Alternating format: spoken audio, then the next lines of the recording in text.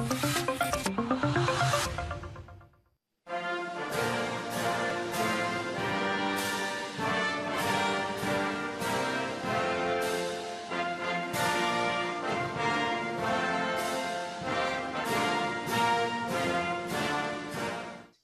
can we relate these two things so that at the end of the day, youth still have jobs? And Young African leaders rub minds on how to shape Africa's future. With regards to the issue of employment, I think going forward, it's inevitable to see where the world is going. We can't avoid the fact that technology is playing a large part in what the narrative of the world is.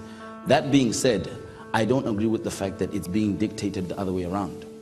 I think that if we have the opportunity to actually look at the problems that we have as Africans and apply technology to those, innovation is birthed by problems. It's the necessity of invention, right? We have most of the problems in the world. The problem that I see is we just keep looking what is happening outside and we try to replicate. We are not looking and say, here is something. How do we now apply this to where we are with the circumstances and the environment that we have? I don't necessarily have the answer to say what the job creation might be, but the narrative needs to stop being an outward in one. I'm proud to stand before you, the cream of the crop, the best there is, the best that Africa has to offer. But I have some questions for you. When you think of the word robotics, what place comes to mind?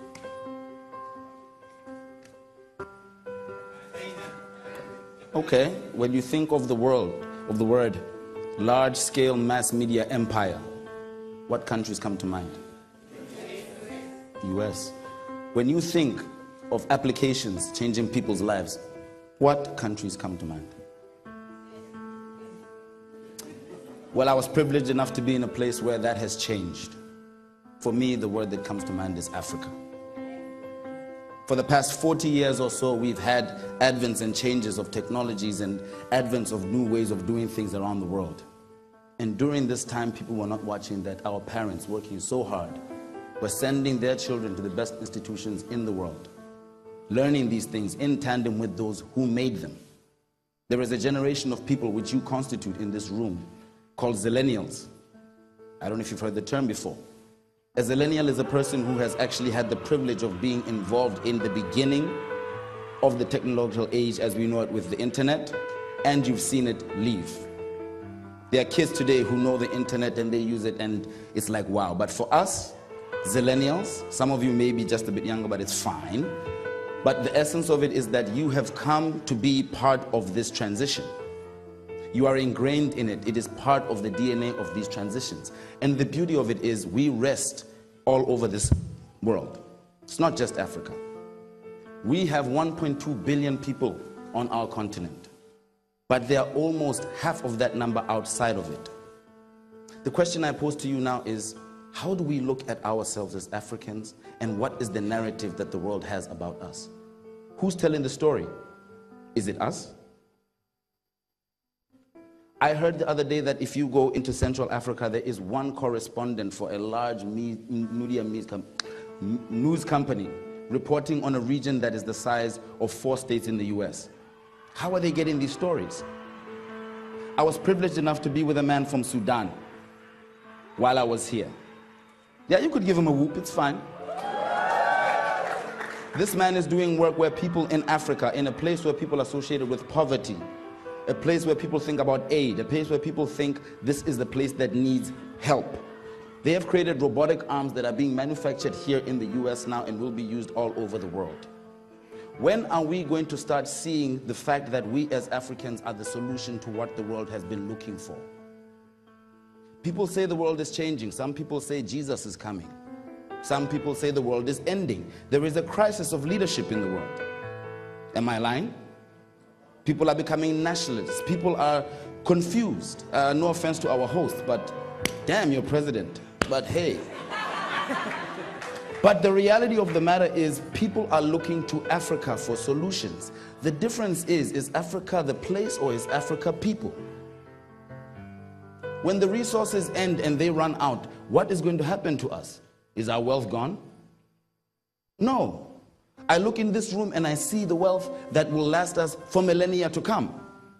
I am privileged. I am so privileged to be in the presence of the people in this room, because the problems that the world is facing, global warming, people are saying that the world has 800 years left.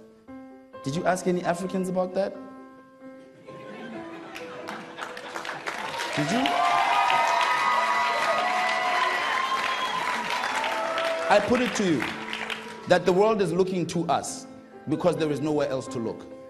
The decision lies on us whether or not we will decide that they are going to be people we invite and they come and they do as they please, as they've done before, or are they going to come to us and say, please help us?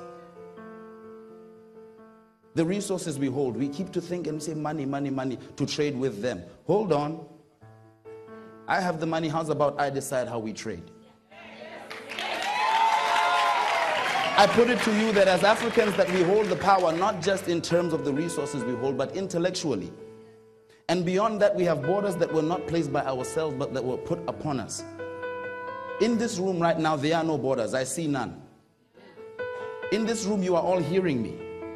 And I come from one of the smallest countries on the continent, but you all hear me. I put it to you that if we get ourselves together, if we decide that the narrative of the world, not just the narrative of Africa, will be determined by Africans and for the world, we will not be like those who took and did not give back and left the line of poverty behind them. We will save the world. I see it in this room, through technology, through all kinds of developments, through finance. Why are we learning these things? Just to be a part of the system? Is that what this is all about? Hell no. We are here to change the world, ladies and gentlemen. And for those who don't know, this may be one of the last groups in this room for the years to come. What are we going to do? Just call ourselves the cream of the crop, be cool, be everything? Oh, I went to Yali? Hell no. I'm privileged to have this group of people from my university with me, and I tell you, there's a saying we have in Texas: what starts here changes the world.